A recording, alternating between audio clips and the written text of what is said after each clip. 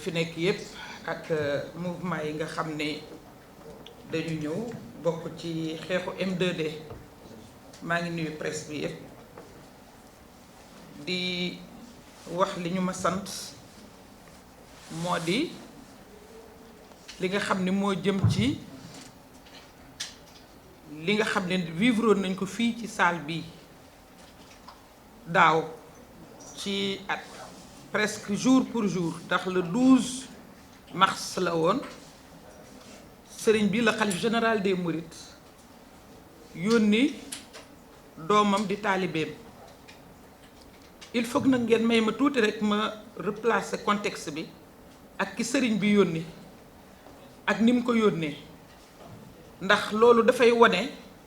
sëriñ bi muy yónnee importance bi mu ko jox ki mu yónni ma papa ma bokk ndey ak baay mais mu yar ko muy sëñ Bassirou Mbacké Porokhane ku nekk xam na Porokhane ci yoonu murit ak ci sëriñ bi mais moom la ko dénk mu boole ko ñetti homme politique wala ñeent parce que beneen homme politique bi moom la Ousmane Sonko doon àndal di dem ci sëriñ bi looloo tax bi sëriñ bi di yónnee mu woolu ko bi ñu ñëwee contexte bi mu ñu fekk mooy contexte de mobilisation générale boo xam ni kenn taxawatul ñi yéex a rejoindre le mouvement sax ñëw nañ fekk c'est le mouvement debout comme un seul homme comme ni ñu ko waxee kenn nangootu la toog kenn nangootu la dellu gannaaw engagement bu mat sëkk ci diggante boobu la ñu sëriñ bi fekk en 24 heures mu ne nañu suspendre lépp luy manifestation ñu waxtaan ak moom waxtaan ak Serigne Bass te nag loolu dañuy luy itam la pédagogie de Serigne Bass parce que bi mu ñëwee dafa mel ni xam na li xew yépp ñu man mii maa doon réguler keroog débat yi ma jox kàddu Cheikh Tidiane Dièye mu wax ko lépp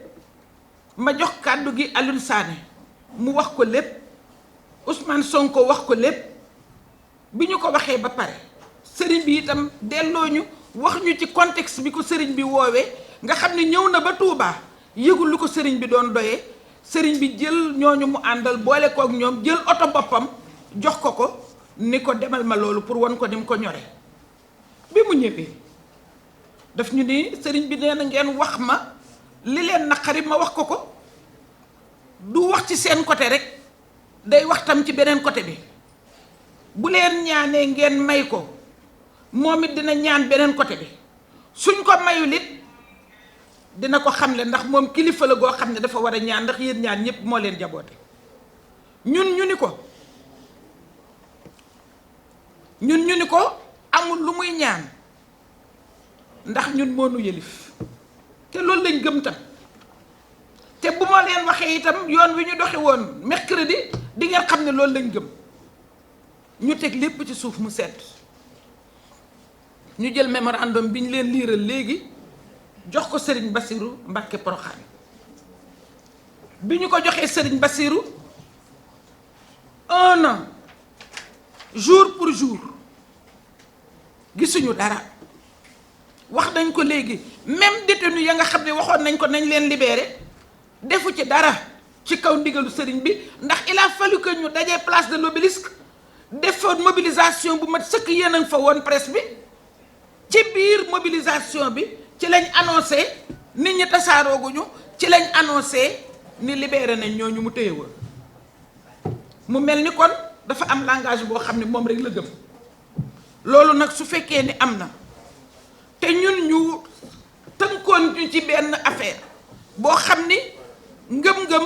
ak cër ak joxe cër ak jàpp ni kilifteef la looloo taxoon ñu def ko d'autant plus que bi ñu defee délégation ànd ak waa Yewwi Askan Wi dem sëriñ bi xàmmee ni ñii nga xam ni ñoo nekk ci Yewwi Askan Wi ñoom laa fekkoon ca M2D ñu nangul ma li ma jafe woon moo ko wax ci kàllaama boppam jël ngeen ko vidéo yaa ngi ak ñun mu ne yéen de dama leen a yoral bor boo xam ni yàlla rek laa koy diis ndax mënuma leen koo fay ndax ba may wut jàmm jafe woon na ma lool te yéen a ma dimbale ba ma am jàmm ci léegi nag 1 an ñu toog ko la ñu waxoon dara xew ci ñu dem dellu nag ca kam ñu booleeloon donte ni diggante bi am na lu ñu dégg parce que bi mu ñëwee deuxième fois bi ñu sant ko ni ko bul yem ci M2D rek wool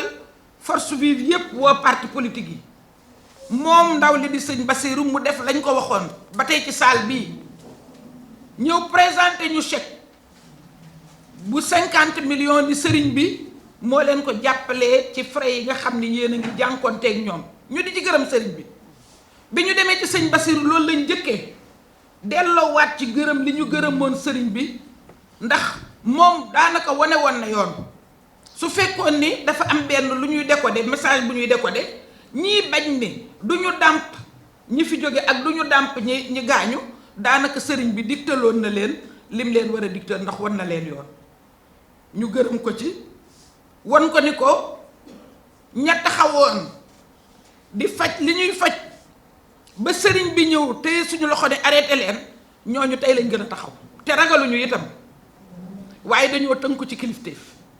ci kaw kilifteef googu nag moo tax ñu yëg ni dégg yow génn nañ la ci waaye daf di nag yow yaa waxoon ak ñun suñu mémorandum aussi ci sa loxo lañ ko tegoon ñi doon wax ak yow itam jot nañu yónneentu sëriñ bi xam nañ koy sëriñ bi fonk nañ sëriñ bi waaye yow ci sa bopp yow sëñ Bassirou Porokhane dañoo xam yow yaay kan ma ni ko nag foofu ay universitaire fa nekk ay kilifa fa nekk ay borom mbooloo fa nekk suñu hypothéquer seen engagement seen lutte ñu suspendre ko ngir sa jëmm dañuy dellu si ci yow nga waxal ñu sëriñ bi ni la mu ñu santoon def nañ ko waaye la mu santaane woon feneen ñun gisuñu ko bu boobaa nag suñu jaan day wàcc ndax la nga xam ni santaane na ko wax ko ñii tey booba it sëñ Bassirou nee na sëriñ bu nangu téye seen loxo ñuy dóor parce que loolu lay xaw a niroon ndax médiation moom foo ko déggee rek ci tubaab ak wala fa ci bokk yam diggante ñaari nit la bu nekkee ci diggante ñaari nit nag bu kii bankee loxoom na keneen ka bank loxoom waaye kii bank loxoom kooku keneen ki jël kàccireem di dóor loolu kenn du ko fi nangul kenn jamono esclavage sax loolu kenn nangu ko waxuma laay nag bañ ko aboliré yàgg na te ku nekk nga koy bàkkoo kon loolu la ñu leeral muy rappel boo xam ni c'était nécessaire ñu def ko ñu wëlbatiku itam xamal ko itam ñu ko séqal ak ni ñu mën a dégloo waaye itam ni mën nañoo faj te fu ñu nekkoon daaw ren la raw nag ak loo ci mënti dégg wax dégg nañ fi lu nekk dégg nañ fi bàkku dégg nañ fi dañ ñoo bettoon waaye ñi taxawoon seen taxawaay dañ ko gëm de dañ ko gëm parce que démocratie rek taxoon ñu taxaw te démocratie boobu ñu ngi koy wattu ba léegi. Effectivement, j'ai dit que la patience a des limites et convenez avec moi que nous avons été patients parce que on a parlé de médiation et dès qu'on parle de médiation, on parle de deux parties adverses. La première partie, c'est-à-dire nous avons obéi immédiatement avec un arrêt immédiat des manifestations. Comme je vous l'ai rappelé tout à l'heure, on était à 24 heures d'une mobilisation générale qui devait dépasser toutes les autres mobilisations. Parce que tout le pays avait adhéré à notre cause. Dès que l'émissaire du Khalife est venu, ce vendredi 12, nous avons aussitôt fait diffuser les mots d'ordre. Et je vous l'ai rappelé, ce n'était pas facile. Aliou Sané en sait quelque chose. Et nous l'avions dit au marabout. Je lui ai dit exactement, gis nga ñeetoo ñun ñu ngi wax mais ànduñoo ak ñun ay gaynde yu tax la ñu dégguñu jat loolu laa wax sëriñ bi te nëbbuma leen donc c'était pas facile. Nous l'avons fait. Pendant ce temps, l'autre partie traîne le pas. Non seulement l'autre partie traîne le pas, mais elle fait dans la provocation. Et c'est ce qu'on vient d'évoquer tout à l'heure. Avec le passeport d'Ousmane Sonko, nous l'avons dit aussi au marabout. Vous avez parlé tout à l'heure que vous avez dit que c'est un homme politique. Il a besoin de bouger pour les législatives, mais il est maire. Il est maire. Les populations de Ziguinchor l'envoient parler au nom de la ville de Ziguinchor. Un maire a besoin de passeport. Et à l'époque, moi, du temps où j'étais porte-parole de l'AMS, On disait au président de la République que les maires ont droit à des passeports diplomatiques et à des notes verbales,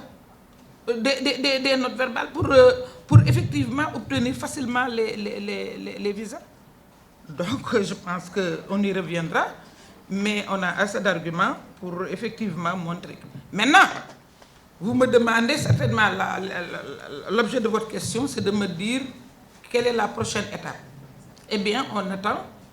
le retour de l'émissaire du Khalife pour voir, pour aviser après la réponse du Khalife. Donc, loolu la Aïssatou li nga wax dégg nañ ko waaye waxuma wax bu oyof bu ma la nee xaar bi ñu xaar ak muñ bi dafay mën a am fu mu yem ndax ku nekk xam na ni daaw ba ren li ñu fi lim yépp ci ñi ñu war a faj ci ñi ñu war a dàmp ci enquête yi ñu war a def ak lépp li nga xam ne lim nañ ko ci mémorandum bi nga xam ne moom lañ joxoon sëriñ bi muy lu jàmp ndax yaakaar naa ni ñaari nit suñuy wax kenn ki nga sant ko li nga koy sant ba nga ko digalee ca saasa la def la nga ko sant te moo ne yombul woon de ndax nag dañ ko séq ak ñoo xam ne suñuy nawle lañ te sëriñ bi ma koy wax ni ko dañ laa wóolu moo tax ñu jox la sunu yëf dama ko ni ñooñu fa nekk ca M2D ay universitaire lañu ay intellectuel lañu ay ñu xam réew mi lañu xam nañ kan la ñuy gëm ak kañ la ñuy gëm te du ñu vendanger seen combat vendanger wuñ ko it dañoo muñ rek ngir respecter kilifteef loolu moo tax ñu joxoon ko loolu moo tax donte ñun ñu yëg nañ ni génn nañ ko ci mais dañuy dellu ca moom ni ko ñun yow lañ joxoon parce que gisuñu keneen waxunoo keneen donc moom moomu ñu joxoon loolu ba tey du ñu dindi daraja dañ ko joxoon dañuy xaar ba mu dellu si ndax bañ ko joxee lam ñu santoon ci saasi lañ ko def te yombul woon waaye kañu jàkkaar lool moom it xaw ma sant nañ ko xaw ma santuñu ko waaye moom daal non seulement defu ko waaye nag ak tooñ sax la ci jële nag di tooñ ak di cokkasaate loolu moo tax wax nañ ko leeral nañ ko lépp luñ fi wax fii rek wax nañ ko mu ngi dellu moom it ci kilifa gi defe naa buy dellu see la mu ñu wax di ngeen ko yëg te bu boobaa ci la ñuy xam nan la ñuy doxalee ngeen baal ma àq